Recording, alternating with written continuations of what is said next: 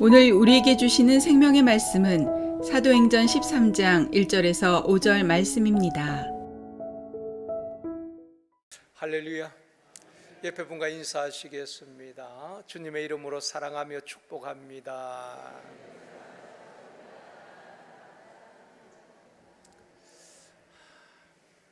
다시 한번요, 이 시간 은혜 받읍시다.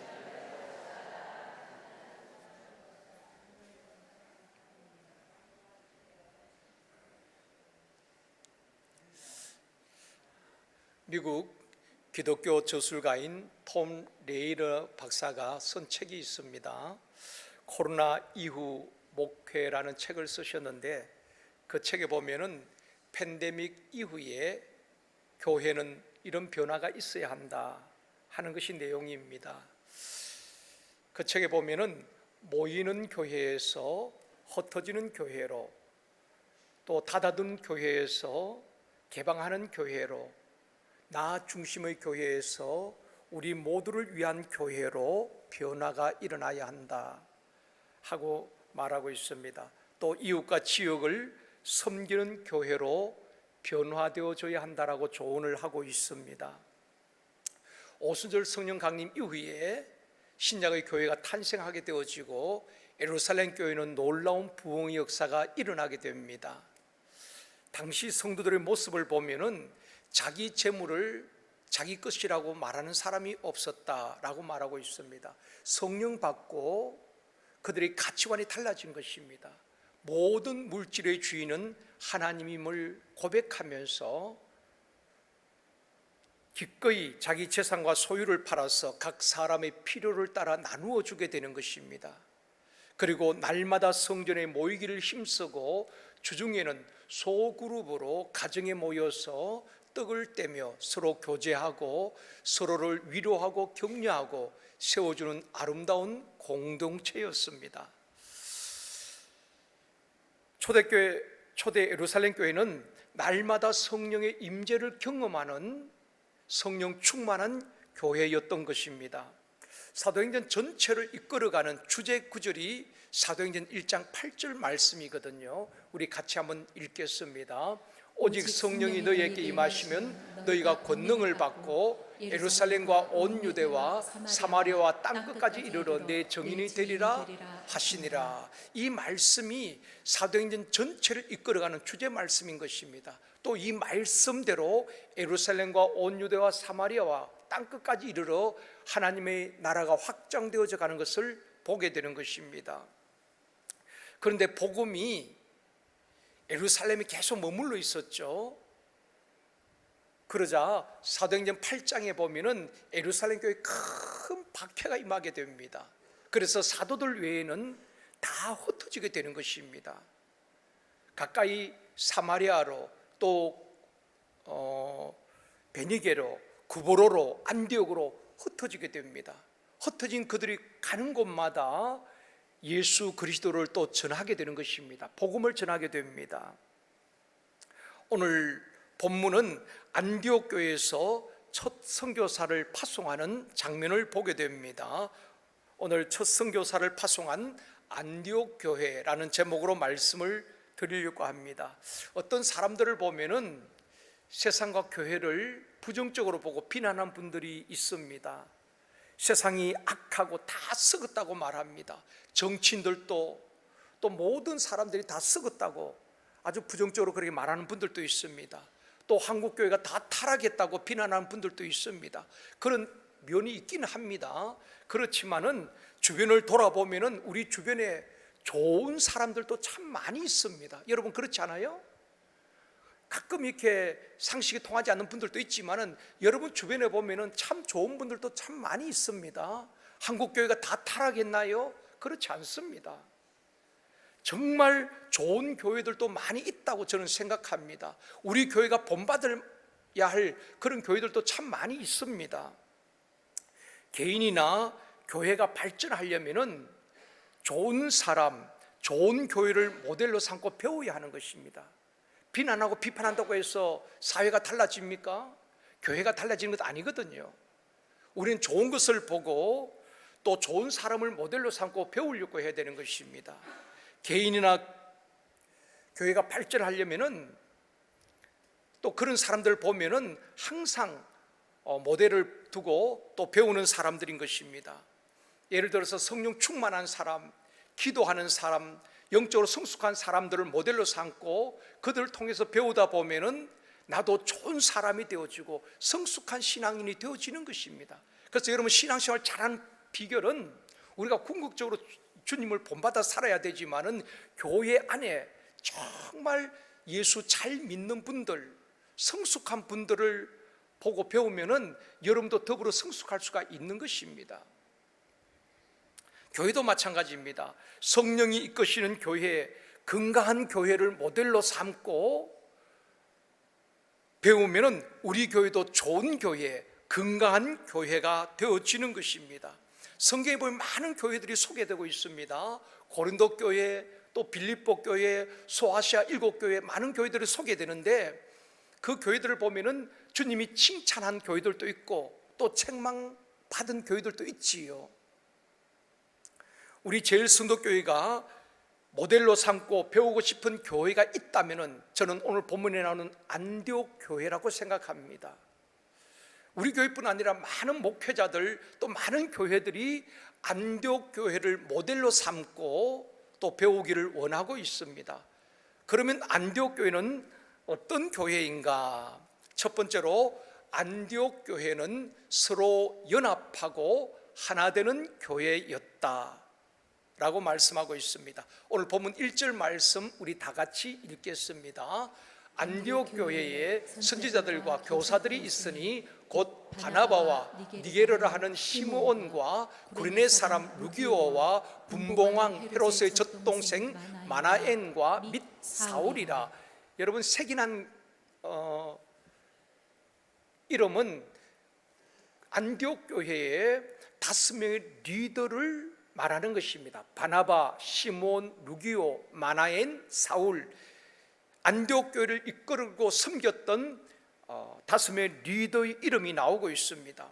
안디옥 교회는 선지자와 교사들 이렇게 이야기하고 있거든요. 예루살렘 교회는 베드로를 중심한 12사도가 중심이 되었습니다. 그런데 안디옥 교회는 사도들이 없어요.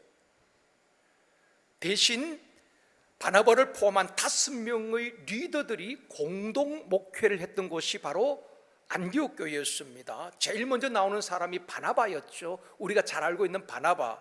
이 바나바는 사도행전 4장에 보면 구보로 출신이고 레위인이고 또 귀족 출신입니다. 아마 굉장히 부자였던 것 같습니다. 그래서 자기 밭을 팔아서 사도들 발 앞에 가져다 놓았던 헌신된 일꾼이기도 한 것입니다. 이 바나바는 지금 안디옥 교회의 담임 목회자 역할을 하고 있는 사람입니다. 그리고 이 바나바는 다소에까지 가서 사울을 데려다가 함께 동역할 정도로 다른 사람을 세워주고 섬기는 그런 탁월한 사람이었습니다. 그래서 교회 안도 보면은 바나바 사역이 있습니다. 새 가족을 잘 섬기고 정착하도록 하는 바나바 사역이 교회마다 많이 있거든요. 참 바나바는 귀한 인물이라고 생각이 되어집니다. 바나바에 대해서 사도행전 11장 24절에 이렇게 말씀합니다. 같이 읽겠습니다. 바나바는 착한 사람이요 성령과 믿음이 충만한 사람이라. 이에 큰 무리가 죽게 더하여지더라. 바나바는 착한 사람이고 또 성령과 믿음이 충만했던 사람이었습니다.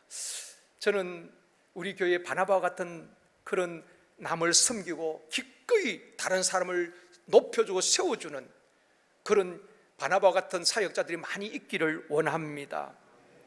두 번째 소개되는 사람이 니게르라 하는 시므온입니다. 니게르라는 말은 라틴어인데 검다, 흑인이라는 그런 뜻이거든요. 그러니까 이 니게르라 하는 시므온은 흑인이었다는 것입니다.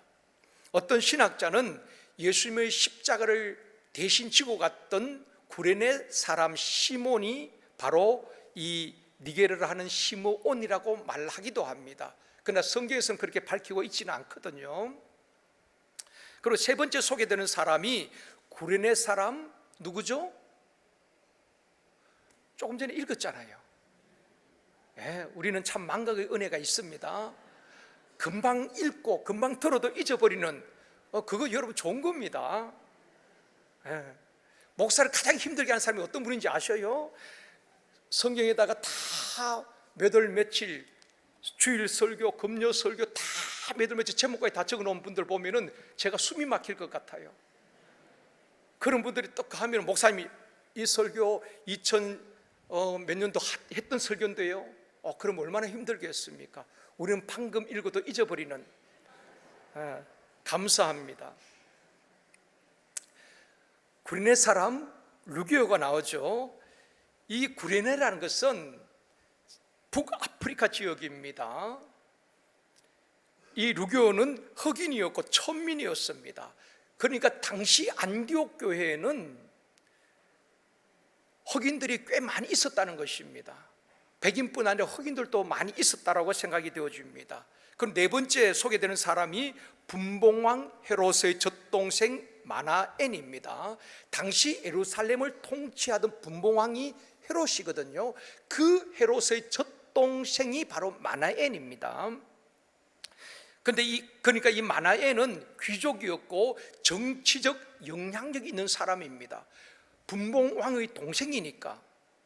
그런데 이 마나엔은 세상 권력을 의지하지 아니하고 주님을 의지했던 참 귀한 인물이기도 합니다. 그래서 안디옥 교회 리더로 또 섬기게 되는 것입니다. 다섯 번째 소개되는 사람이 사울이지요. 우리가 잘 알고 있는 바울인 것입니다. 이 사울도 교회와 성도들 핍박했던 사람 아닙니까? 그런데 다메섹으로 가다가 주님을 만나게 되어지고 거기서 완전히 변화된 사람입니다. 이렇게 5명의 리더가 나오는데 성경학자들은 본문에 나오는 5명의 리더는 연장자 순으로 기록이 되었다라고 말하고 있습니다. 그러니까 바나바가 가장 연장자였고 사울이 맨 마지막에 소개되는 사울은 가장 젊은 청년이었다는 것입니다. 그래서 여러분 성경에 보면은 청년 사울이라 그렇게 기록이 되어 있거든요. 어쨌든 이 안디옥 교회 5명의 리더를 보면은 부자와 가난한 사람, 백인과 흑인, 귀족과 천민, 젊은 사람과 연세 드신 분들이 골고루 안디옥 교회 안에 있었고 또 리더들도 그러했다는 것입니다. 안디옥 교회는 신분과 세대 차이를 뛰어넘어서 갓 예수를 믿은 사람과 성숙한 연장자들이 서로 연합하고 예수 그리스도 안에서 하나 되는 교회였습니다. 그래서 이 안디옥 교회가 오늘날 많은 교회들이 모델이 되는 것입니다. 다툼과 분쟁이 아니라 하나 되는 교회. 여러분 직장이나 학교 또 어떤 조직이나 단체에 사람이 모이는 곳에는 항상 서열을 따집니다. 또 기술을 따지기도 하지요. 지역을 따지기도 합니다. 그리고 선후배를 따집니다. 회사에도 보면은 누가 먼저 입사했느냐, 입사 순위를 따지기도 하지요. 그리고 서로 높아지려고 하고 주도권을 잡으려고 합니다. 그런데 여러분 안디옥 교회를 보면은 리더 간에 5명의 리더가 있었지만 서로 경쟁하지 않습니다. 서로의 부족함을 보완하고 하나가 되어서 섬기는 것입니다. 그리고 안디옥 교회는 누구도 주도권을 잡으려고 하지 아니하고 자기 주장대로 교회를 이끌어 가려고 하는 사람이 한 사람도 없다는 것입니다. 서로를 높여주고 서로를 섬기며 연합하고 하나 되는 교회였습니다.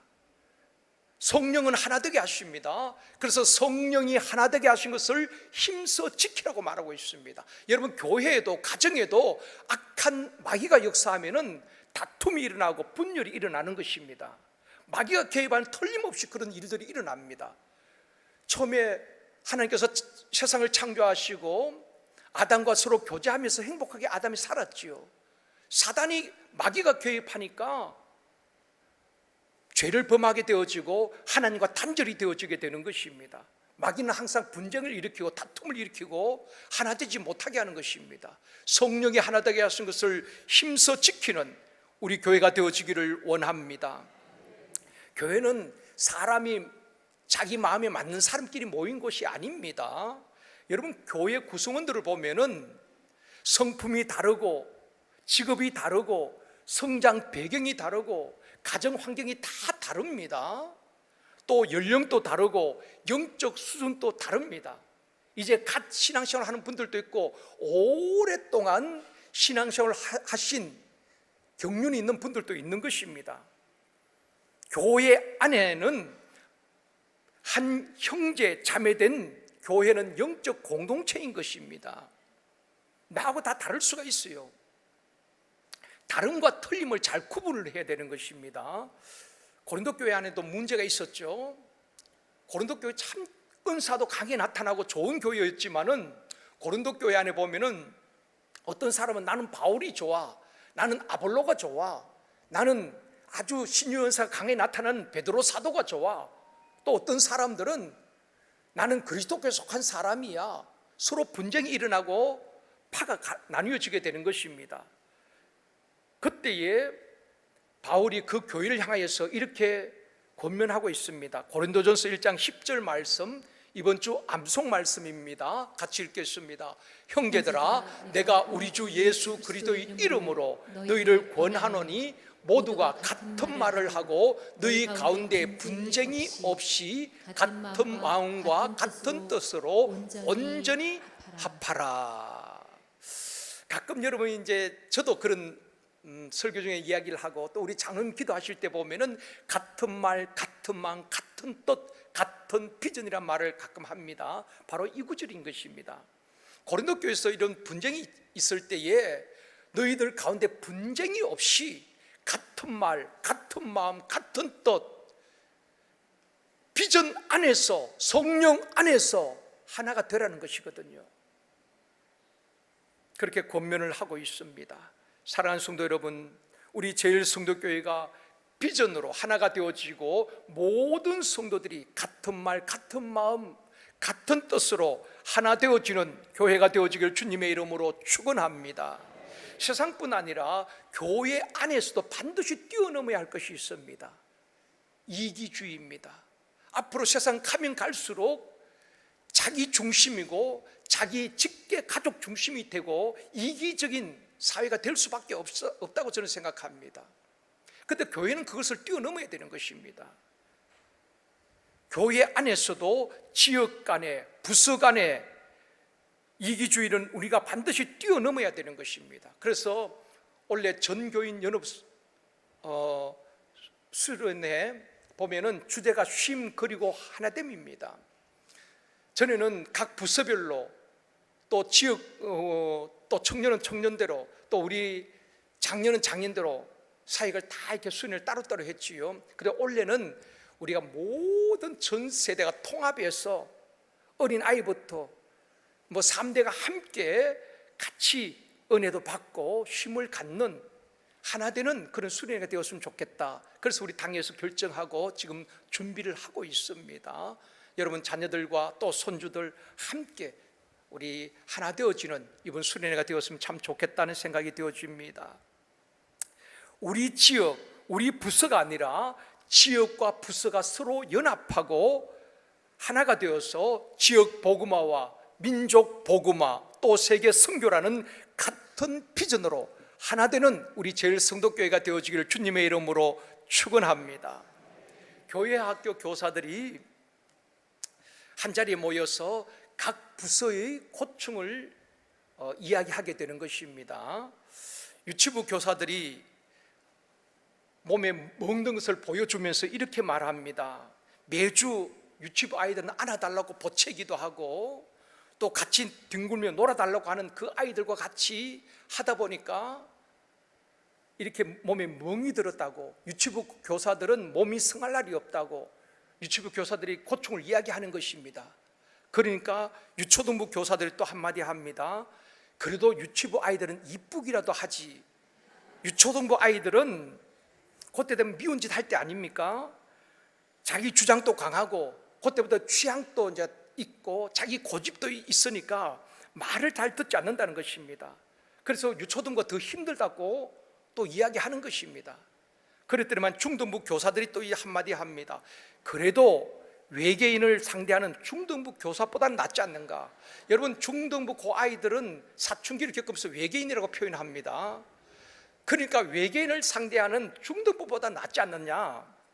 예배 시간에 중등부 아이들은 다 검은 마스크를 하고, 그리고 선생님이 물어도 대답도 하지 아니하고, 또 설교 시간이나 공과 시간에 핸드폰만 하고 있는 외계인 같은 중등부 아이들은 다루기가 더 힘들다는 것입니다.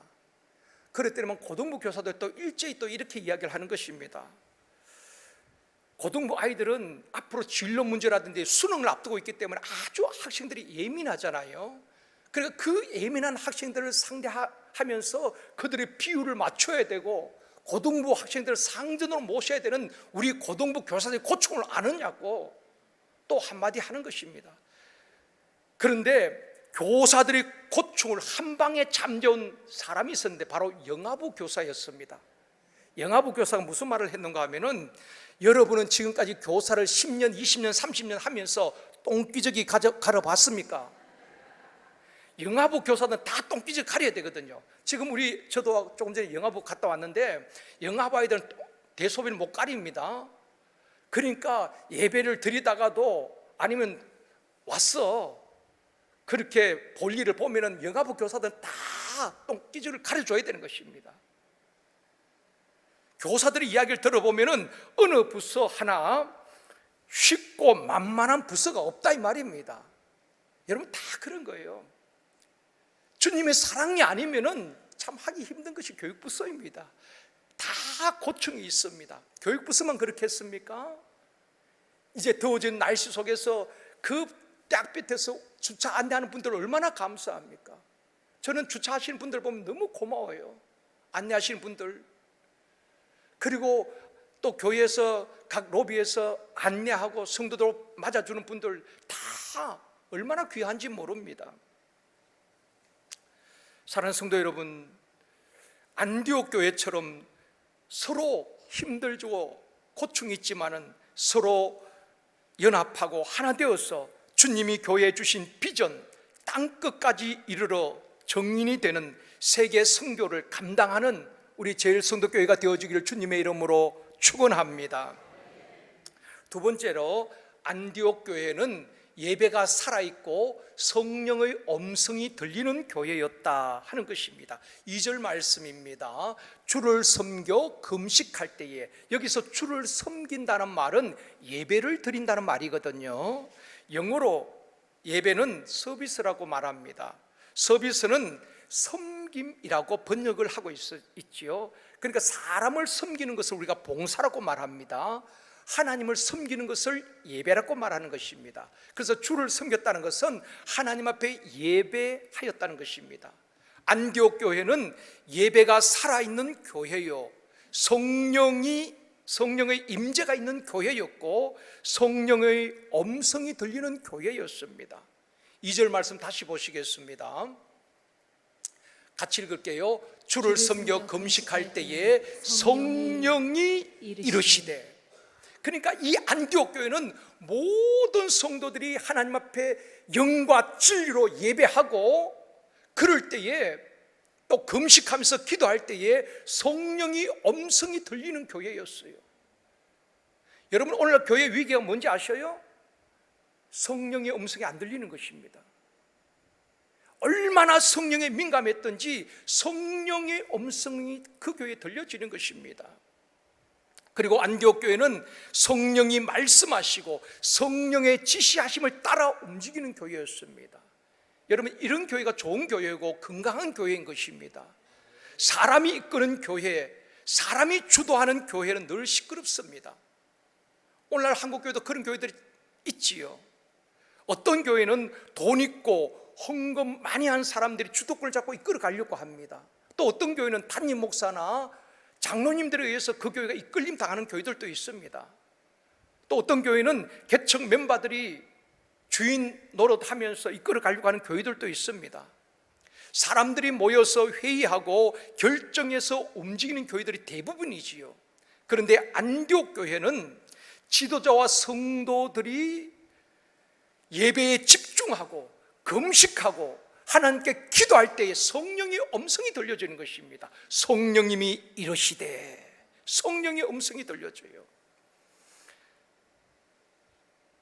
안디옥 교회는 성령님께서 말씀하시고 또 그 말씀에 순종하는 교회였습니다. 교회가 어떤 일을 해야 될지, 어떻게 해야 될지 구체적으로 가르쳐주고 있는 것입니다.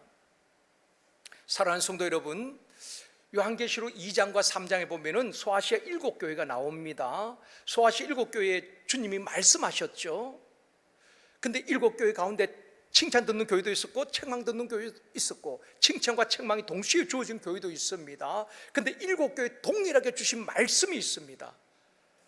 요한계시록 2장 29절 말씀입니다. 이 말씀은 7교회 동일하게 주신 말씀이거든요. 우리 같이 읽어보겠습니다. 귀 있는 자는 성령이 교회들에게 하시는 말씀을 들을지어다.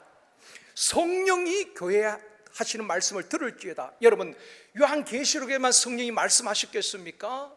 그 성령님은 오늘도 동일하게 우리에게 교회에 말씀하시는 줄 믿습니다. 사람들의 말에 얼마나 민감합니까? 여러분, 사람들의 말에 민감합니까? 아니면 성령의 음성에 여러분이 민감합니까? 다시 말씀드릴게요.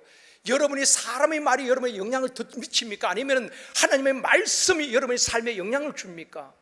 저는 전자가 많다고 생각합니다.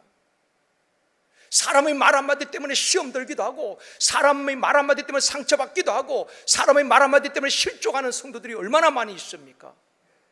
그런데 안타까운 것은 하나님의 음성에, 성령의 음성에 귀를 잘 기울이지 않는다는 것입니다. 저와 여러분이 성령의 음성에 귀를 기울일 수 있기를 원합니다. 사람은 다 자기 주관적인 생각을 이야기하는 것입니다. 자기 입장에서 말하다 보니까 상대방을 잘 배려하지 않습니다. 자기 주장을 하고 자기 생각을 말하고 자기 생각이 또 관철되지 않으면 반기를 들기도 하는 것입니다. 사람의 말은 진리가 아니에요. 오직 완전하신 하나님의 말씀만이 진리인 줄 믿습니다. 그 말씀만이 영원한 것입니다. 그 말씀을 붙들어야 되는 것입니다. 그 말씀이 능력인 줄 믿습니다. 그 말씀이 사람을 변화시키는 것입니다. 그 말씀이 우리를 치료하는 것입니다. 그 말씀 속에 해답이 있는 거예요. 목사의 말도 진리가 아닙니다. 여러분, 이 강대에서 선포되는 말씀만 여러분 붙들 수 있기를 원합니다. 하나님 말씀만이 영원한 거예요. 대부분 이단에 빠진 사람들도 그 교주의 말을 믿고 따르다가 가정이 완전히 무너지는 경우도 있다는 것입니다. 저와 여러분, 하나님의 말씀을 붙들고 믿음으로 승리할 수 있기를 원합니다. 안디옥 교회처럼 성령님이 교회에 말씀하시는 말씀을 들을 수 있는 영적 귀가 열려지기를 원합니다. 우리 제일선도교회는 성령님이 말씀하시는 교회, 또 성령님이 이끄시는 교회가 되어지기를 주님의 이름으로 축원합니다. 저와 우리 탕회원들이 집중해야 될 것은 내 생각을 관철시키는 거 아닙니다. 정말 우리가 어떤 공동 주제가 있으면 하나님의 뜻을 구하고 하나님께서 무엇을 원하시는지 집중할 때 성령께서 우리에게 동일한 마음을 주실 줄 믿습니다. 그게 안디옥 교회였어요.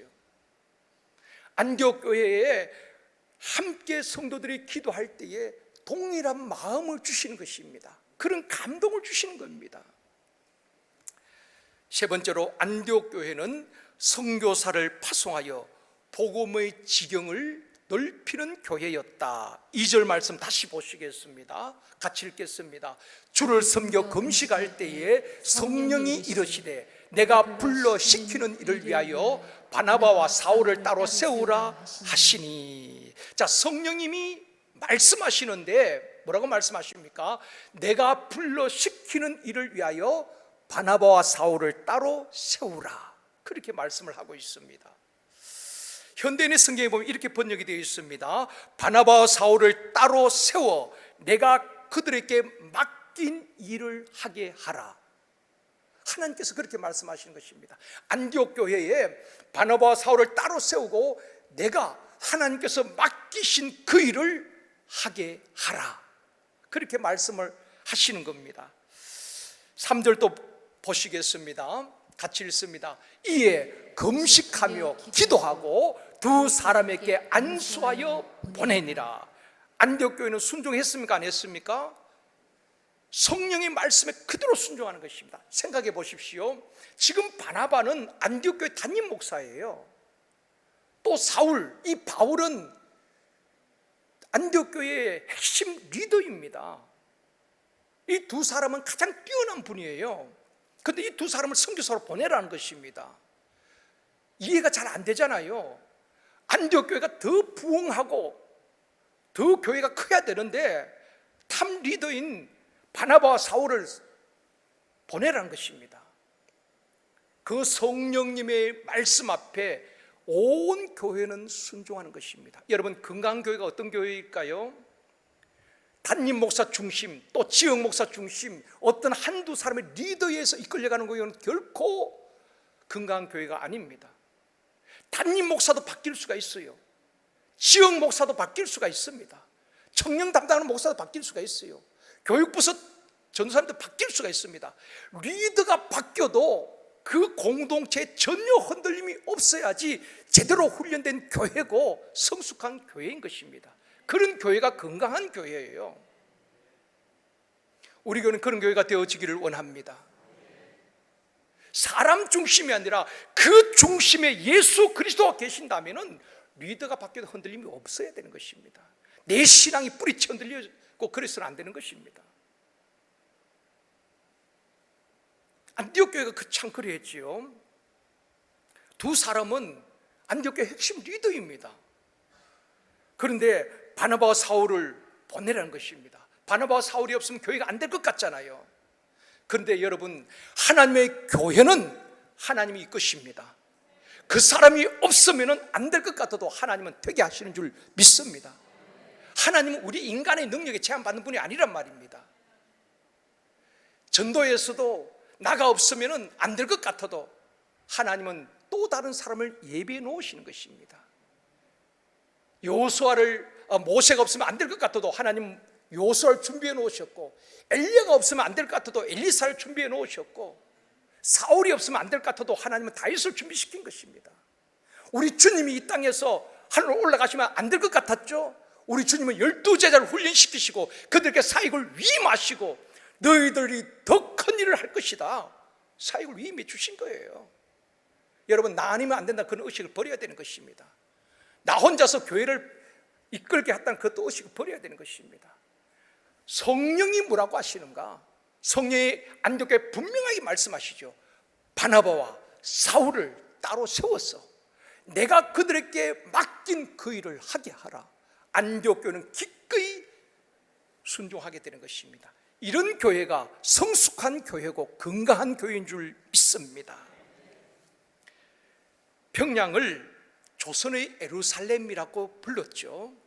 그런데 지금 중국의 원조를 중국의 예루살렘이라고 부릅니다.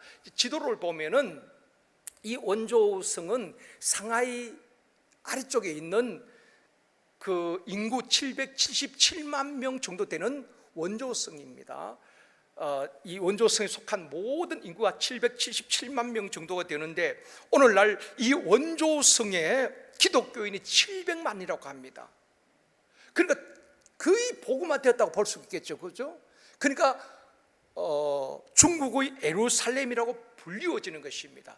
이런 일이 일어나게 된 동기가 있습니다. 흩어진 한 청년에 의하여서 그곳에 복음이 전파되면서 이 원조성이 복음화된 것입니다. 내용은 이렇습니다. 중국 선교의 아버지라 불리는 사람이 허드슨 테일러입니다. 여러분이 잘 알고 있는 허드슨 테일러, 이분이 원래는 상하이 그 밑에 있는 그 지역에서 한 7년간 사역을 했습니다. 그런데 이 허드슨 테일러가 볼 때에 당시에 상하이 주변에는, 중심부에는, 도시에는 각 외국 선교 단체도 있었고 본부가 있었고 그리고 선교사들도 많이 있었고 또 교회들도 많이 세워졌습니다. 그런데 안타까운 것은 중국 그 넓은 대륙에 소외된 내지에는 가지 않는 것입니다. 그래서 이분이 안타까워하면서 중국 내지 선교회 CIM을 설립하게 됩니다. 그리고 영국에 가서 중국 내지에 가서 선교할 선교사들 모집을 합니다. 도시에서 선교하겠다는 분들은 많이 있는데 그 어려운 시골 또 내지에 가서 선교하겠다는 사람이 없었습니다. 그런 가운데 한 청년이 지원을 하게 된 것입니다. 그 청년은 사고로 인해서 한쪽 다리를 잃어버린 청년이었습니다. 자기가 중국 내지 선교로 가겠다는 것입니다. 그런데 이 CIM에서는 2번을 거절하는 것입니다. 건강한 사람도 선교하기 힘든데 그 한 다리를 어떻게 할 수 있겠느냐 거절을 했어요. 그런데 이분은 포기하지 않고 영혼에 대한 뜨거운 열정으로 허드슨 테일러를 면담하게 되는 것입니다. 면담의 자리에서 이렇게 말하는 것입니다. 우리 영국에는 건강한 사람들이 참 많이 있습니다. 그런데 선교사님 보시다시피 정말 중국 내지에 선교하겠다는 사람이 없지 않습니까? 내가 한쪽 다리가 없기 때문에 선교하지 못할 이유는 없다고 생각합니다. 그러면서 선교에 대한 뜨거운 열정을 이야기합니다. 허드슨 테일러가 감동을 받고 이 청년을 중국 내지 선교사로 파송을 하게 되는 것입니다. 바로 그 청년이 조지 스토트라는 청년입니다. 조지 스토트. 이 청년이 어디로 갔는가 하면 아까 보셨던 원조성에 가게 되는 것입니다. 복음의 불모지 원조성. 거기 가서 복음을 전하고 교회를 세웁니다. 그리고 학교를 세웁니다. 22년간을 그것에서 원조성에서 사역을 하는데 또 다른 선교사의 도움으로 병원을 세웁니다. 우리 한국에도 선교사님이 그러했듯이 교회를 세우고 학교를 세우고 병원을 세우고 22년 사역하면서 그 많은 사람들이 예수를 믿게 되어지고 오늘 지금은 그 원조성이 중국의 예루살렘이라 할 만큼 700만 명이 예수를 믿게 되어지는 완전히 그 도시가 복음화되었다는 것입니다. 몸도 불편한 한 청년, 아무도 가지 않는 그곳에 가겠다고 자원한 그 청년이 뿌린 복음의 씨가 오늘날 이렇게 꽃을 피웠다는 것입니다. 사랑하는 성도 여러분, 우리 제일성도교회가 모임과 흩어짐 이 두 기능을 잘 감당해야 되는 것입니다. 주일날 우리가 모여서 함께 예배드리고 하나님께 영광 올려드리고 새 힘을 얻고 주중에는 삶의 현장으로 일터로 우리가 흩어져서 그곳에서 정인된 삶을 살아가는 것입니다. 그곳에서 예수 그리스도 이름을 높여드리는 것입니다. 거룩한 부담감이 있지요. 내가 하고 싶은 말도 때로는 절제해야 되고 행동도 절제해야 될 때가 있습니다. 그러나 우리를 통해서 예수 그리스도의 향기가 나타나기를 원합니다. 말씀을 맺겠습니다. 사랑하는 성도 여러분, 우리 제일성도교회가 안디옥교회처럼 서로 연합하고 비전으로 하나 되어지는 교회가 되어지기를 원합니다. 성령은 하나 되게 하시는 것입니다. 그리고 예배가 살아있고 성령의 음성이 들려지는 교회가 되어지기를 원합니다. 사람의 말에 의해서 여러분의 신앙이 송두리째 무너지는 것이 아니라 늘 성령님의 음성에 귀를 기울이고 성령님은 반드시 우리 마음을 감동시키시고 그 일을 하게 하실 것입니다. 그래서 성령의 음성에 귀를 기울이는 교회가 되어지고 나아가서 선교사를 파송하고 하나님 나라를 확장함으로 하나님과 시대 앞에 귀하게 쓰임받는 교회와 성도들이 되어지기를 주님의 이름으로 축원합니다.